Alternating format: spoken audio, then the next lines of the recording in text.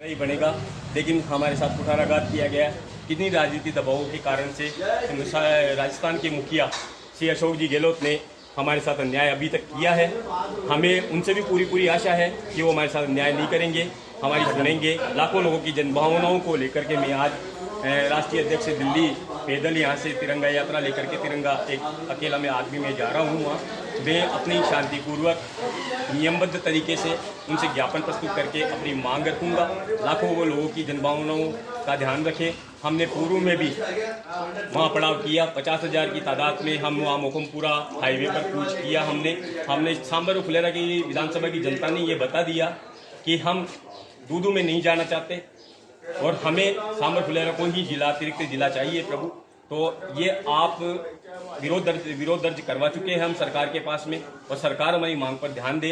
हमने पूर्व में कई बार अशोक जी गहलोत के यहाँ हमने शहीद स्मारक पे भी धरना दिया, अपनी मांग रखी, लेकिन अभी तक उसमें कुछ भी नहीं सुधार नहीं हुआ।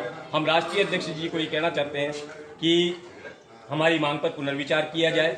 दूदू को जिला बनाया, एक पंचायत समिति को जिला बनाया जो कि संविधान की धज्जियां उड़ाते हुए बनाया। किसी प्रकार के संवैधानिक तौर पर दूदू आज अपने मापदंड पूरे नहीं करता है, और जबकि जो एक ग्राम पंचायत जिसका नगरपालिका का नोटिफिकेशन तक जारी नहीं हुआ उसको डायरेक्ट जिला बना दिया। ये राजस्थान में भी बहुत ही विषय बना हुआ है। मीडिया है, राजस्थान की जनता है, ये सभी अशोक जी गहलोत को आड़े हाथों ले रही है। वो ये कह रही है कि आपने संविधान की धज्जियां उड़ाते हुए क्या सरकार बचाने का इनाम बाबूलाल नागर को दिया है, दूदू विधायक को दिया है। दूदू विधायक ने प्रशासन के समक्ष इतना बड़ा अनैतिक काम किया है। प्रशासन को साथ में बिठा करके ये कहा कि आप वहाँ पड़ाव में आएंगे तो 60,000 की जनसंख्या जो संख्या वहाँ 60,000 लोग एक वॉइस कॉल पर उन पर टूट पड़ेंगे। फिर भी प्रशासन ने किसी प्रकार का उन पर कोई भी कार्रवाई नहीं की, बल्कि आंदोलन को दबाने और कुचलने का कार्य किया। उन्होंने निहत्थे और मासूम लोगों पर, जो कि जिनका किसी प्रकार का केवल उद्देश्य केवल अपनी मांग रखना था, प्रजातंत्र में अपनी मांग को रखना था, लेकिन उन पर अत्याचार करते हुए निर्मम तरीके से उन पर 11 धाराएं लगाई गई।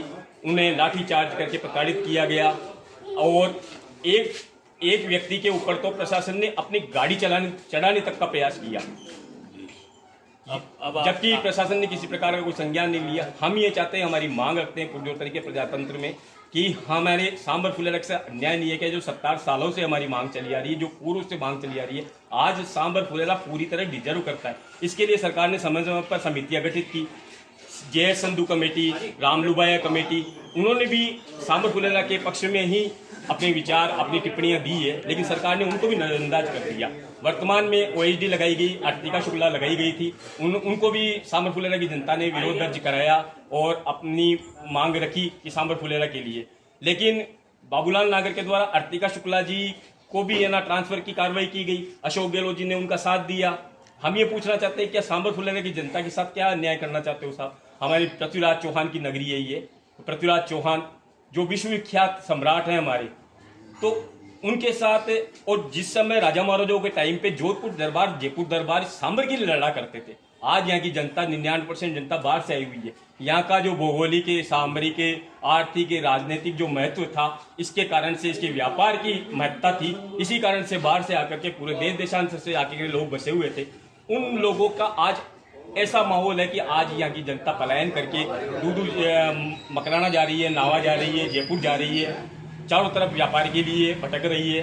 यहाँ रोजगार के साधन का अभाव है, जबकि सांबर लेक में रेलवे के बाद क्षेत्रफल की दृष्टि से सबसे बड़ी कंपनी हिंदुस्तान साल्ट है, पर्यटन का दर्जा प्राप्त है, अनेक राष्ट्रीय स्तर की फिल्मों का फिल्मांकन यहाँ हो चुका है। जब फिल्म सिटी वाले बड़े बड़े निर्माताओं ने सांबर का चयन किया, तो अशोक गहलोत जी कैसे सांबर को नकार सकते हैं? किस प्रकार से सांबर को भूल गए? मेरे को उनकी समझ में ध्यान नहीं है, लेकिन फिर भी हम अपनी मांग रखने के लिए जा रहे हैं कि आगामी कांग्रेस सरकार जो इस 5 साल में कार्य की है, जो फ्रंट पेज पर आई है, वो वापस इस मुद्दे को लेकर के आज बैकफुट पर आ गई है। लेकिन हम यही मांग करते हैं राष्ट्रीय अध्यक्ष जी से कि अशोक गहलोत जी को निर्देश दें कि उचित समर्थन करें, अलग से कमेटी गठित करें, और कमेटी गठित करके वो खुद अवलोकन कर ले कि क्या सत्यता है। आज दूदू को जिला बनाए, ग्राम पंचायत को जिला बनाने से 200 से 500 करोड़ रुपए का अतिरिक्त भार आता है। क्या सरकार को यह भी समझ में नहीं आता है कि सारे मुख्यालय, सारे सरकारी आवास, भूमि, सब कुछ यहाँ उपलब्ध है, उसके बावजूद एक ग्राम पंचायत का साथ दे रहे हैं। क्या है, ऐसा क्या है जो आज मीडिया भी प्रश्न उठा रही है, आज राजस्थान की जनता भी अशोक गहलोत जी को आड़े हाथों ले रही है। ये विधानसभा चुनाव में उन सरकार को बहुत ही महंगा पड़ने वाला है। कृपया हमारी मांग को ध्यान दें, हमें सांबर फुलेरा को जिले का दर्जा दे और एक बार पुनर्विचार करें। सर, तिरंगा यात्रा लेके जा रहे पैदल मार्ग की तिरंगा यात्रा ही क्यों चुनी आपने? ये हमारे राष्ट्र चिन्ह, राष्ट्र का प्रतीक है और ये सद्भावना का भी और सांस्कृतिक सद्भावना सभी तरह से ये अपनी महत्ता रखता है। और हमने इसी को इसलिए चुना कि हम शांतिपूर्वक गणतंत्र में संवैधानिक तौर पर संविधान की रक्षा के हेतु, जब संविधान को खतरा हुआ, आज पंचायत समिति को जिला बनाने से संविधान को बहुत बड़ा खतरा है, उसी खतरे को बचाने के लिए, उस संविधान को बचाने के लिए मैं मल्लिकार्जुन खड़गे जी के पास जा रहा हूं और अपनी मांग रख रहा हूं प्रजातांत्रिक तरीके से।